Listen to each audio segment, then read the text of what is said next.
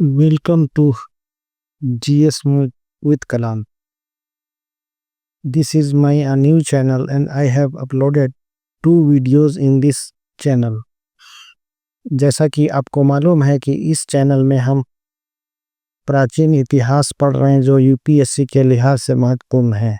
और पिछले क्लास में हमने पाषाण काल पढ़ा था।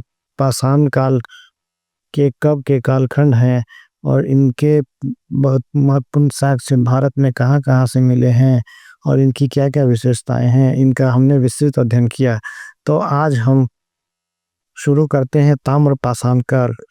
तो आइए देखते हैं ताम्र पाषाण काल।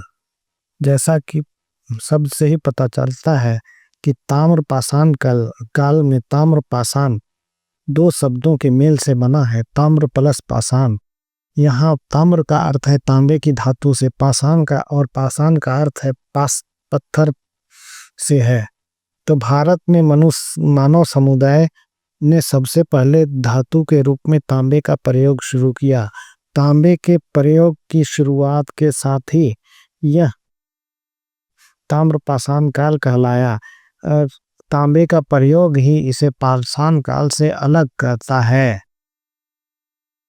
और यही बात यहाँ पे लिखी हुई है कि सर्वप्रथम भारत में मानव समुदाय धातु के रूप में तांबे का प्रयोग किया और तांबे धातु का प्रयोग ही इस काल को पाषाण काल से पृथक करता है। इस काल में तांबे के साथ साथ पाषाण के औजार का भी प्रयोग हो रहा था, इसलिए इसे ताम्र पाषाण काल कहा जाता है। समय काल 4000 ईस्वी पूर्व से 700 ईस्वी पूर्व। इसका समय काल 4000 ईस्वी पूर्व से 700 ईस्वी पूर्व का है। अब आपको थोड़ा कंफ्यूजन हो सकता है कि इसका समय काल 4000 ईस्वी पूर्व से 700 ईस्वी पूर्व क्यों है, क्योंकि वैदिक काल का हम कालखंड 1500 ईस्वी पूर्व से शुरुआत मान सकते हैं। तो यहाँ पे आपको समझना चाहिए कि किसी भी कालखंड में एक ही सभ्यता निवास नहीं करती थी, बल्कि भारत के कुछ ऐसे भी जैसे 2600 ईस्वी पूर्व के आसपास भारत में सिंधु घाटी सभ्यता का विकास हो रहा था, जो कि एक शहरी सभ्यता थी। लेकिन इसी दौरान कुछ ऐसे भी इलाके थे जहाँ पे पाषाण काल के साक्ष्य मिलते हैं और इस दौरान ताम्र पाषाणिक संस्कृति का भी भारत के कुछ इलाकों में विस्तार था।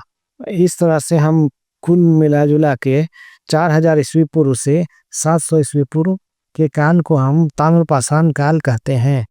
ताम्र पाषाण काल, जैसा कि हमने बताया कि ताम्र प्लस पाषाण सबसे ताम्र पाषाण बना है और ताम्र का मतलब होता है तांबे के धातु और पाषाण से अर्थ है पाषाण यानी पत्थर।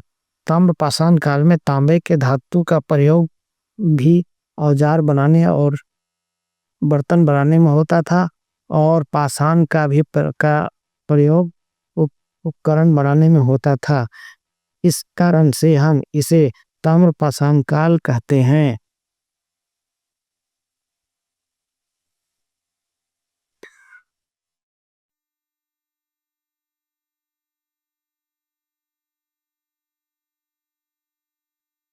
अब आइए देखते हैं कि ताम्र पाषाणिक प्रमुख स्थल भारत में कहाँ-कहाँ मिले हैं। भारत में 3 महत्वपूर्ण संस्कृतियां थी जो भारत में विकसित हो रही थी। एक था आहार संस्कृति जो दक्षिणी पूर्व राजस्थान में विकसित हो रही थी और दूसरा था मालवा संस्कृति जो मध्य प्रदेश के क्षेत्र में था और इसके अलावा महाराष्ट्र में यानी दक्षिण भारत में जोरवे संस्कृति का विकास हो रहा था। तो दक्षिणी भारत पूर्व राजस्थान में जो आहार संस्कृति थी उसमें आहार और गिलुम प्रमुख ताम्र पाषाणिक स्थल थे। इसी तरह मालवा में एरन और कैथा प्रमुख ताम्र पाषाणिक स्थल थे। जोरवे संस्कृति जो के अंतर्गत महाराष्ट्र के जोरवे, इनाम गांव, दाइमाबाद, सोनगांव आदि थे। जोरवे, इनाम गांव, सोन गांव, दाइमाबाद, इसे आपको याद कर लेना है। आहार संस्कृति में आहार और गिलुन, मालवा संस्कृति में एरन और कैथा, जोरवे संस्कृति में जोरवे, इनाम गांव, दाइमाबाद और सोनगांव। ठीक है। इसके अलावा बिहार में भी कुछ स्थल थे। बिहार में सोनपुर, जहाँ पे अभी सोनपुर का मेला प्रसिद्ध है, वो सोनपुर। उसके अलावा सेनुआर, चिरांद और ताराडी। सोनपुर, सेनुआर, चिरांद और ताराडी। पूर्वी उत्तर प्रदेश में खैराडी और नरहंग। बिहार में सोनपुर, सेनुआर, चिरांद एवं ताराडी। पूर्वी उत्तर प्रदेश में खैराडी और नरहन। पश्चिम बंगाल में पांडुराज ढीबी और महिषदल।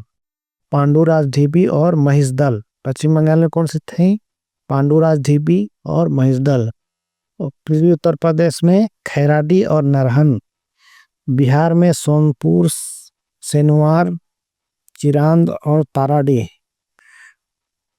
देखिए, इसमें एक क्वेश्चन हम लोग बना सकते हैं कि ताम्रपाषाण काल के प्रमुख स्थलों की चर्चा करते हुए ताम्रपाषाणिक संस्कृति की प्रमुख विशेषताओं पर प्रकाश डालिए।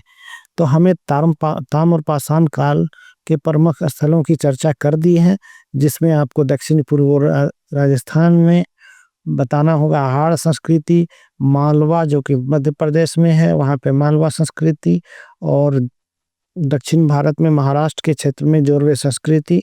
बिहार के क्षेत्र में के जो महत्वपूर्ण स्थल हैं, पूर्वी उत्तर प्रदेश और पश्चिम बंगाल के स्थल, इनका में उत्तर में मेंशन करना आवश्यक है। इसके अलावा आपको जानना है ताम्रपाषाणिक संस्कृति की प्रमुख विशेषताएं, तो इसे भी आपको लिखना है, जिसको मैं आगे बताने वाला हूं। तो आइए देखते हैं ताम्रपाषाण काल की प्रमुख विशेषताएं। ताम्रपाषाण काल की विशेषताओं को हम सबसे पहले इनकी आर्थिक विशेषताओं को जानते हैं। तो ताम्रपाषाण काल की आर्थिक विशेषताओं में पहला यह है कि यहाँ पे प्रारंभिक अर्थव्यवस्था का विकास हो रहा था, और दूसरी बात ग्रामीण संस्कृति थी। ताम्रपाषाणी संस्कृति एक ग्रामीण संस्कृति थी, जिसमें कृषि आजीविका का प्रमुख साधन था। और कृषि में क्या क्या पैदावार होते थे? जौ, गेहूं, चावल और रागी। ठीक है, जौ, गेहूं, चावल और रागी। और इस काल में पशुपालन मांस प्राप्ति के लिए करते थे। ताम्रपाषाण काल के लोग पशुपालन मांस प्राप्ति के लिए करते थे। और ताम्रपाषाण काल में ग्रामीण संस्कृति थी, और यहाँ पे ग्रामीण आधारित हथकरघा उद्योग का प्रचलन शुरू हो गया था। हथकरघा उद्योग का प्रचलन शुरू हो गया था। अब यहाँ पे देखते हैं बर्तन कैसे निर्माण होता था। यहाँ पे मिट्टी के बर्तन का उपयोग होता था, जो काले और लाल रंग के होते थे, जिसे BRW कहा जाता था, ब्लैक एंड रेड वेयर। काले और लाल मिट्टी के बर्तन यूज होते थे। इसके अलावा तांबे का भी प्रयोग धातु बर्तन बनाने में किया जाता था।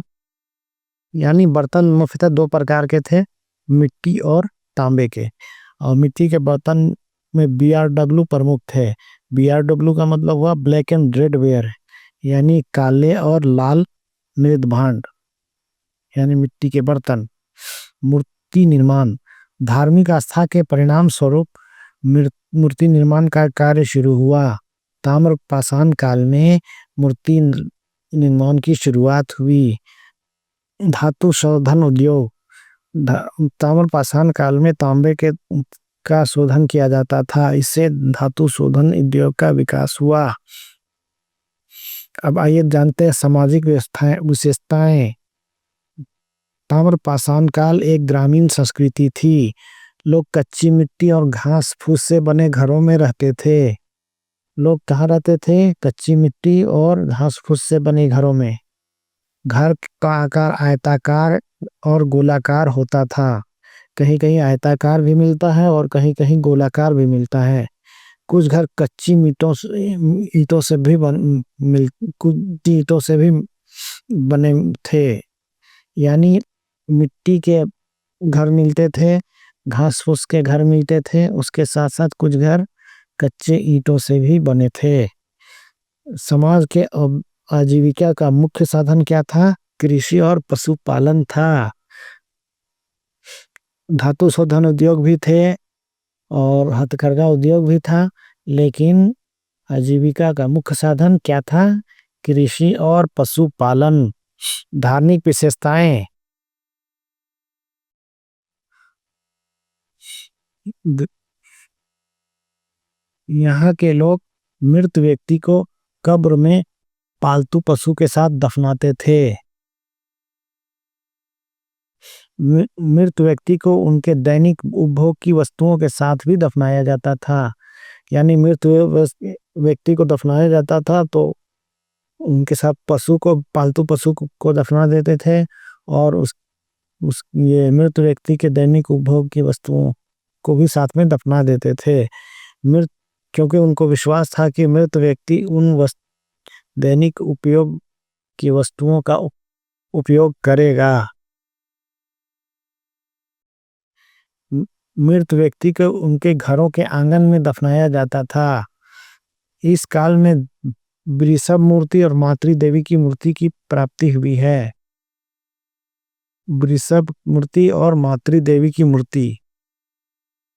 वृषभ वही होता है कुबड़ वाले बैल, उसकी मूर्ति, और मातृ देवी की मूर्ति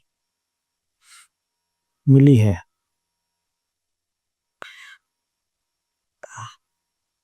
आइए, हम लोग अब खत्म कर चुके हैं ताम्र पाषाण काल।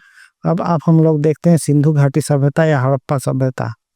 तो सिंधु घाटी सभ्यता भारत की बहुत महत्वपूर्ण सभ्यता थी, क्योंकि ये प्राचीन काल की शहरी सभ्यता और उस समय की सबसे आधुनिक सभ्यता थी। और तो इसे हड़प्पा सभ्यता के नाम से भी जाना जाता है। इसका उद्भव कब हुआ? सामान्य परिचय, भौगोलिक विस्तार, उत्पत्ति के विविध सिद्धांत, विशेषताएं और सभ्यता का पतन कैसे हुआ। सिंधु घाटी सभ्यता का प्रवृत्ति इतिहास में क्या योगदान है, इसे देखेंगे। सिंधु घाटी सभ्यता का विस्तार।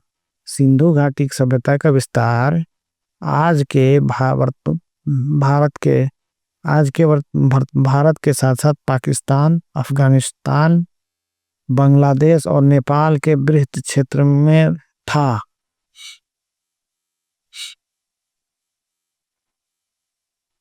तो आइए हम देखते हैं, ये हुआ सब सिंधु घाटी सभ्यता का विस्तार।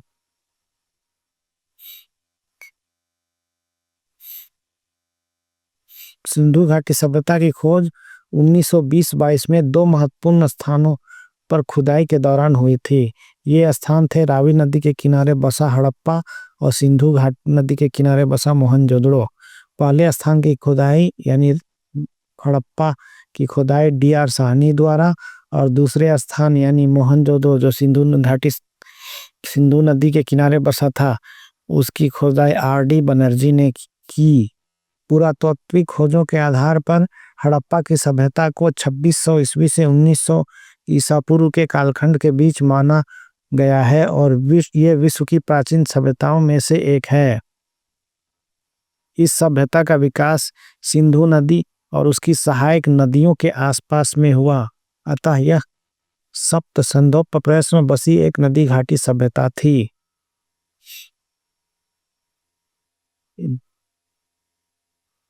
यह भारत का प्रथम नागरिक सभ्यता है और विश्व के अन्य प्राचीन सभ्यताओं जैसे मेसोपोटामिया और मिस्र के समकालीन है। हड़प्पा कालीन लोगों के जीवन और सभ्यता के संबंध में हमारी जानकारी सिर्फ पुरातात्विक खुदाइयों पर ही आधारित है, क्योंकि उस काल की लिपि को अभी तक पढ़ा नहीं जा सका है। हाँ, हड़प जैसे हम लोग आज प्राक इतिहास के बारे में कल पढ़े थे, प्राक इतिहास यानी प्रोटो हिस्ट्री, जिस काल के खंड के संबंध में ना तो कोई लिपि उपलब्ध है, कोई लिपि उपलब्ध नहीं है, यानी कोई लिखित साक्ष्य उपलब्ध नहीं है, उसे हम लोग प्रो हिस्ट्री कहते हैं। और जिस काल खंड के लिखित साक्ष्य भी उपलब्ध है लेकिन उसे पढ़ा नहीं जा सका है, उसे प्राक हिस्ट्री यानी प्री हिस्ट्री कहते हैं। सिंधु घाटी सभ्यता प्री हिस्ट्री थी, यानी प्राक इतिहास था, क्योंकि सिंधु घाटी सभ्यता की लिखित साक्ष्य तो उपलब्ध हैं लेकिन इसे आज तक पढ़ा नहीं जा सका है।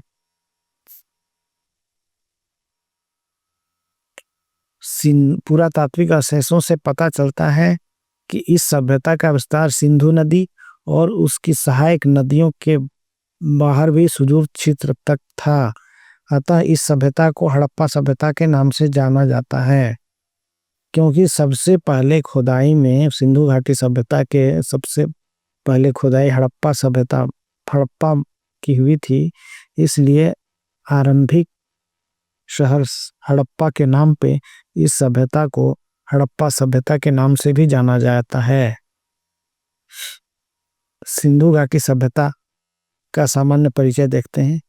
यह सभ्यता 13 लाख वर्ग किलोमीटर और वर्तमान में 20 लाख वर्ग किलोमीटर क्षेत्र में फैली हुई थी, यानी वर्तमान में आज़ादी के समय लगभग ये 13 लाख वर्ग किलोमीटर तक प्राप्त हुआ था, लेकिन वर्तमान में यह लगभग 20 लाख वर्ग किलोमीटर क्षेत्र में फैला हुआ प्रतीत होता है। इसके साक्ष्य से यह पता चलता है। आकार सिंधु घाटी सभ्यता का आकार त्रिभुजाकार था। सभ्यता का समयकाल 2600 से 2500 से 1500 ईस्वी पूर्व। रेडियो कार्बन डेटिंग पद्धति से इसका समयकाल 2300 से 1750 ईस्वी पूर्व का माना गया है। सिंधु घाटी सभ्यता के समकालीन सभ्यताएं प्रमुखतः 3 थी: मिस्र की सभ्यता, चीन की सभ्यता और मेसोपोटामिया की सभ्यता।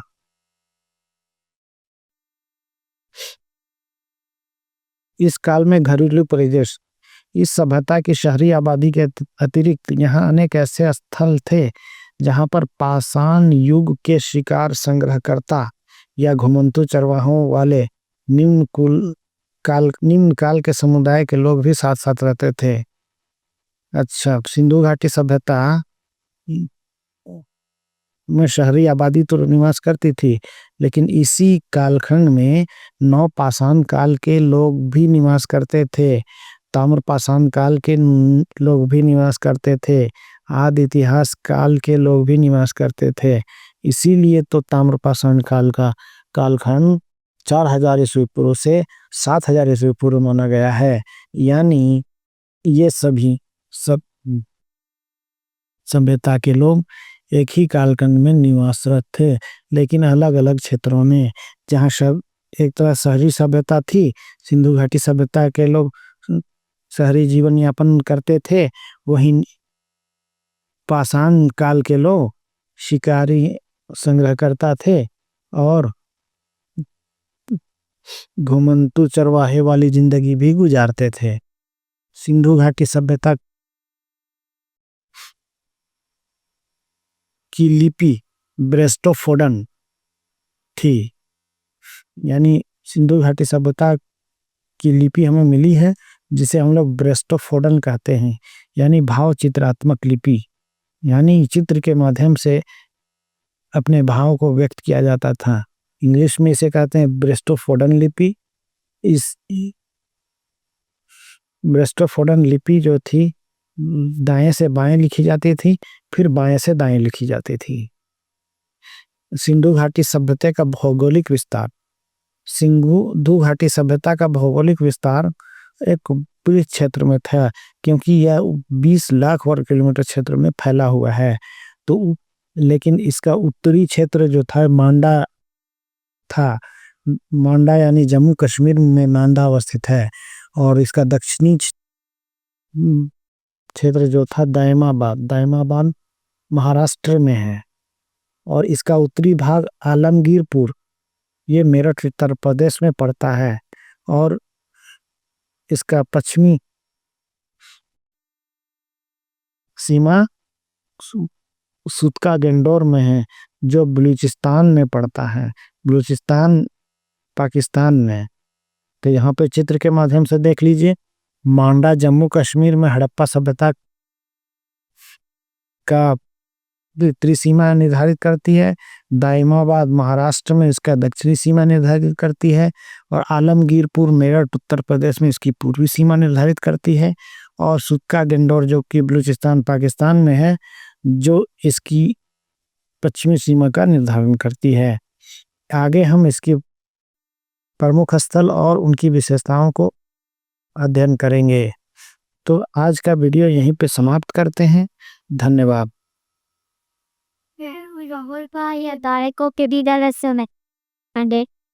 तो निपुण